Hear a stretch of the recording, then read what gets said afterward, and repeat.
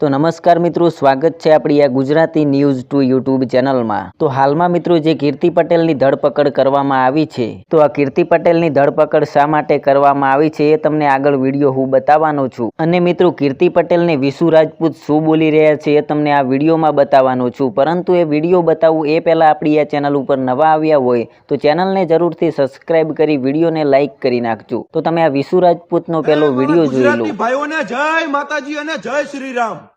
આજે મારે બે હાથ નથી અને એક પગ નથી તોય છતાં હું આજે જમણા હાથે આ ગુજરાત પોલીસને સલામ કરું છું, સલામ, અને દિલથી કહેવા માંગુ છું કે I love you Gujarat police, I love you Gujarat police.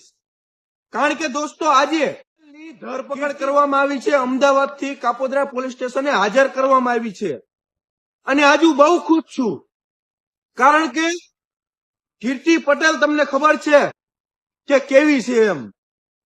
ઘણા લોકોને બદનામ કરવા, ઘણા દીકરીઓને બદનામ કરવી, ઘણાના મા બાપને બદનામ કરવા, એ જોઈને ઘરની તો નથી થઈ પણ બીજાના મા બાપને, બીજાની દીકરીઓને, બીજાના છોકરાઓને બદનામ કરવા નીકળી છે।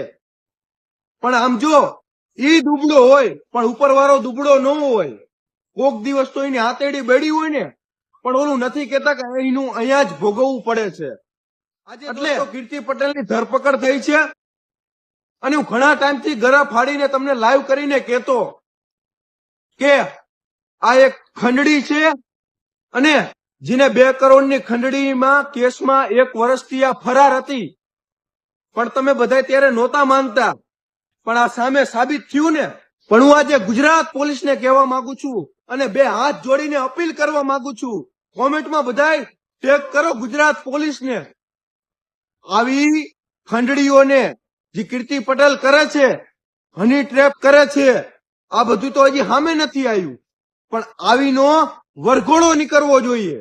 કારણ કે 2 કરોડની ખંડડી એટલે તમે માની લો કે 2 કરોડ રૂપિયા કદાચ તમારા મારા જેવાને આમ જો કમાવા હોય ને તો દોસ્તો આખું જીવન વહી જાય ને તોય આપણે 2 કરોડ રૂપિયા નથી કમાઈ શકતા। અને સામાન્ય આપણા જેવા માણાને ફસાવીને આજે 2 કરોડ આમ ઘા કરી દેવાના વ્યાજવા લાવીને। તમે વિચાર કરો કે મારી પાસે 2 હાથ નથી, 1 પગ નથી, હું દોસ્તો મહેનત કરીને આમ જો કમાતો હોય અને મારી પાસે સામાન્ય માગી લીધા 15 લાખ રૂપિયા। 15 લાખ રૂપિયા દોસ્તો કેવી રીતે કમાવાય એ તમને બધાને ખબર હે ને મને ખબર હે। અને આવીને હું એક ગુજરાત પોલીસને હજી કહું, અપીલ કરું કે આવીનો વરઘોડો નીકળવો જોઈએ। જય માતાજી, જય શ્રી રામ દોસ્તો।